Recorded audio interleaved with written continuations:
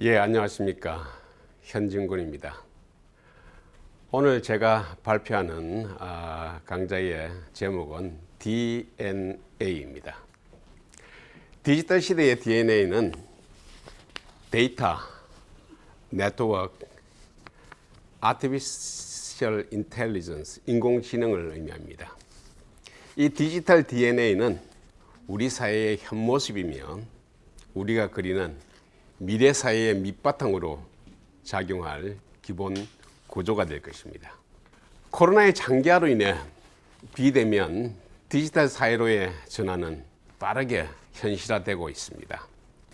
이제 디지털 방식은 새로운 기준이며 즉 뉴 노멀입니다.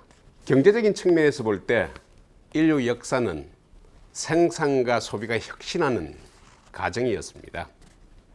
디지털 시대의 핵심인 데이터와 AI는 또 다른 산업혁명입니다. 결국 미래 경쟁은 데이터의 확보와 AI 역량 강화가 핵심입니다. 도서관 역시 이러한 큰 흐름을 따라야 합니다. 지금도 도서관 서비스에 많은 변화가 있습니다. 지난해부터 전국 도서관이 휴관하는 사태가 되풀이되고 있습니다. 서울 도서관의 경우 전자책 및 오디오북의 대출은 전년 대비 약 2.2배 정도 증가했습니다. 국회 전자도서관 이용률도 매우 증가했습니다. 2019년 대비 약 60% 증가했습니다. 언택트 시대 변화에 맞춰 도서관의 서비스 양식이 변화하고 있습니다. 만남 기반의 도서관이 언택트 시대에 살아남기 위해서는 새로운 서비스를 창출해야 합니다. 물론 그동안 도서관이 ICT 기술을 활용하여 자동화 등 혁신을 이루었습니다. 방대한 원문 데이터베이스를 구축하여 도서관을 방문할 필요가 없어졌습니다. 앞으로는 데이터의 구축과 가공 등 콘텐츠를 기반으로 하는 혁신이 필요합니다. 이제 혁신을 향한 국회 도서관의 성과를 말씀드리겠습니다. 국회 도서관에서는 대한민국 국회 회의록을 기반으로 한 일명 국회 회의록 빅데이터와 소셜 네트워크 기반 빅데이터 분석 시스템인 아르고스가 있습니다. 이 이외에도 AI 기술을 도입하여 인공지능 1번 법 자동 번역 서비스의 개발을 완료했습니다. 정기 포럼을 통해 향후 인공지능 도입 방안을 모색하고 있습니다. 이러한 성과물은 한국학술정보협의회라는 네트워크를 통하여 공유되길 원합니다. 또한 지식 공유를 통해 자율 참여형 지식 네트워크를 실현하고 있습니다. 국회 도서관은 이제 단순히 데이터를 축적하고 전달하는 기관이 아닙니다. 빅데이터와 인공지능을 활용해서 새로운 서비스를 구현하고자 합니다. 여러 가지 일들 중에서 대표적인 몇 가지 내용들을 소개해 드리겠습니다. 먼저 데이터입니다. 국회 도서관에서는 2019년부터 국회 회의록 데이터를 기반으로 발언자, 안건 및 발언 내용 등을 활용하는 일명 국회 회의록 빅데이터를 구축했습니다. 이번 9월부터 서비스를 시작했습니다. 주요 내용을 살펴보겠습니다. 안건 및 법률 정보 등의 검색과 주제 워드, 클라우드, 발언 내용의 시계열 분석 등을 제공합니다. 또 기존에 구축되어 있는 국회 도서관의 데이터와 연계함으로써 발언 내용과 연관된 법률안, 저서, 정책 자료, 논문 등을 함께 확인할 수 있습니다. 회의록을 기반으로 한 다양한 검색 및 연구가 가능해집니다. 이는 국회의원별로 의정활동의 성과를 평가할 수 있음을 의미합니다. 데이터 활용을 통해 국회가 좀 더 효율적으로 작동하는 계기가 될 것입니다. 아울러 이런 데이터는 공공 및 민간 서비스 창출에도 지대한 공헌을 할 것입니다. 두 번째입니다. 인공지능입니다. 국회도서관에서는 인공지능 기술의 도입에 그동안 많은 노력을 기울였습니다. 국회도서관의 법령 데이터를 기반으로 네이버 파파고의 인공지능 자동 번역 기술을 도입했습니다. 국회도서관이 구축한 일본 법령을 실시간으로 번역하는 사업을 마쳤습니다. 이는 인공지능 기술의 도입을 위한 민간 협력의 대표적 모델이 될 것입니다. 아울러 인공지능 관련 산업 발전에도 지대한 공헌을 할 것입니다. 이 밖에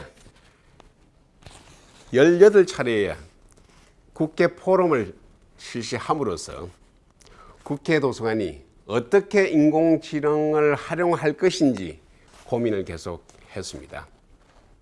여러 가지 고민 중에서 가장 최근에 기억에 남는 포럼은 메타버스 속에 나는 누구인가 라는 그런 제목하에서 인공지능의 철학적인 질문과 고민을 했습니다. 마지막입니다. 국회 도서관의 네트워크입니다. 이 영상을 보시는 많은 분들은 한국학술정보협의회 회원일 것입니다. 한국학술정보협의회는 2002년도 국회도서관이 지식정보의 공유와 전자도서관 활성화라는 그런 목적으로 조직된 도서관 통신망입니다.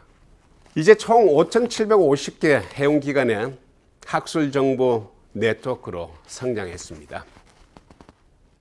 협회는 앞으로도 이런 지식정보 공유를 위해 끊없이 나아갈 것입니다. 이러한 네트워킹은 최근 가상현실을 융합한 메타버스 플랫폼을 통해 활발하게 이루어지고 있습니다. 국회도서관에서는 요사이 유행하는 게더타운, 제페토 등 메타버스 기술을 활용해서 업무 분야에서 공간과 장소의 제약 없이 현실과 가상의 경계를 넘나드는 그런 만남과 소통을 활성화하고 있습니다. 이에 국회도서관 내부 회의를 넘어서 포럼 및 한국정보협의회 등 다양한 문화 행사에도 활용할 수 있도록 준비 중에 있습니다. 여러분들도 많은 활용을 부탁드리겠습니다. 도서관의 발전을 위해서는 도서관의 네트워크를 넓혀야 합니다. 지금까지 우리는 도서관들에 관해 내부의 네트워크만을 생각했습니다. 그런데 여러분 한번 생각해 보십시오. 결국 도서관은 누구에 의해서 만들어지는 것입니까? 결국 정치인에 의해서 만들어집니다. 그래서 이제 도서관은 정치와의 새로운 네트워크를 가져야 합니다. 다시 말씀드려서 도서관을 정치 구조 속에서 이해하고 정치인에게 도서관이 얼마나 중요한 정치 상품인가를 그 중요성을 알려야 합니다. 정치는 본질적으로 경쟁 구조에 있습니다. 모든 정치인의 관심은 선거에서의 당선입니다. 국민에게 박수받는 정치 체질이 되기 위해서는 정치인이 국민이 원하는 정책 혹은 정치 상품을 개발하게 해야 합니다. 이제 국민이 원하는 상품은 바로 도서관입니다. 정치인이 좀 더 나은 그리고 좀 더 혁신적인 도서관을 개발하는 일명 도서관 경쟁을 할 때 우리 국민의 삶의 질은 그만큼 높아집니다. 이제 우리 도서관인들도 정치인에게 가장 중요한 새로운 개념을 요구해야 됩니다. 그것이 바로 도서관 경쟁입니다. 여러분도 다 아시다시피 민주주의는 국민이 주인되는 정치 체제입니다. 대민주주의 혹은 간접민주주의는 필연적으로 정치를 경제 시장과 같이 경쟁 체제로 가게 합니다. 이른바 정치도 정치 시장으로 이해를 해야 되는 것입니다. 경제 시장에서 수요자와 공급자가 있듯이 정치 시장에도 공급자와 수요자가 있습니다. 정치 공급자는 국회의원, 시장, 구청장, 많은 정치인들입니다. 반면에 정치 수요자는 유권자입니다. 투표권을 가진 유권자입니다. 즉 국민입니다. 이제 정치인과 유권자가 만나는 정치 시장에서 가장 중요한 정치 상품인 도서관이 중심에 있게 해야 합니다.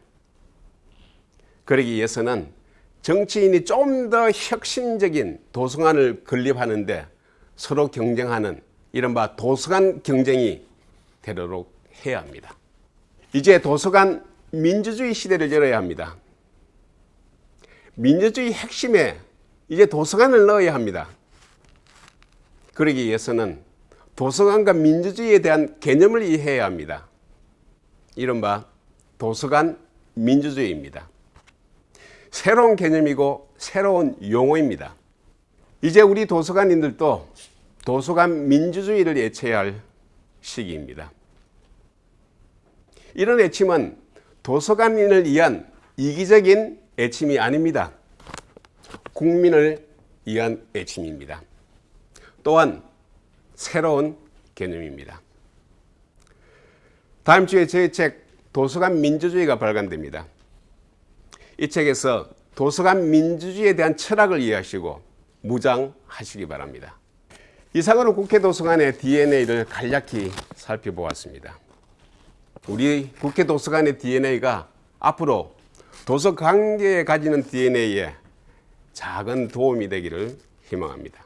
미래학자 데이톤은 미래학에 있어 절대 미래는 존재하지 않는다고 말했습니다. 인간의 노력과 준비 자세에 따라 여러 가지 다양한 대한 미래가 전개됩니다. 우리 도서관계도 마찬가지입니다. 우리의 고민과 노력이 어떠한 미래를 가져올 것인가 고민해야 할 때입니다. 디지털 시대에 우리 도서관의 DNA는 어떠해야 하는가를 고민해야 합니다. 이런 고민을 이번 정기총회에서 도서관의 DNA라는 주제로 준비하였습니다. 감사합니다.